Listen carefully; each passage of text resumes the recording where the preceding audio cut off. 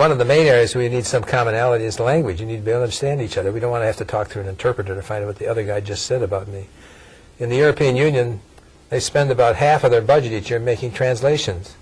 And of course, to have a high-quality translation, you have to translate into your native tongue and out of the learned tongue.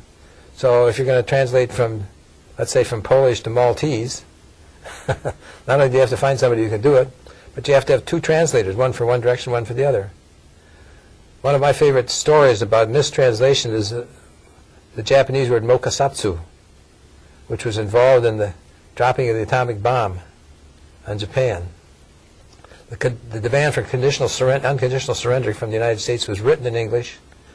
It was read in Japanese, and somewhere between the two it got translated. The answer was formulated in Japanese and was read in English, and somewhere between the two it got translated.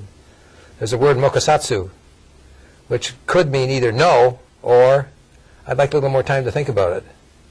The Japanese meant I'd like a little more time to think about it. The Americans interpreted it as no, and they went ahead 2 days later and dropped a bomb on Hiroshima.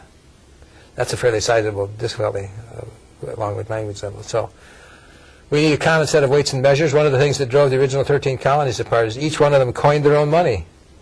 So every time you went across the border, you had to exchange your money. One of the great advantages of this country has been we have one currency. So certainly we need to learn other languages. We need to be skilled in them to be successful diplomatically overseas. It's a great way to learn more about your own language, is to study a foreign language. But that's not the same as saying you're going to keep the records, the official records of a country in more than one language.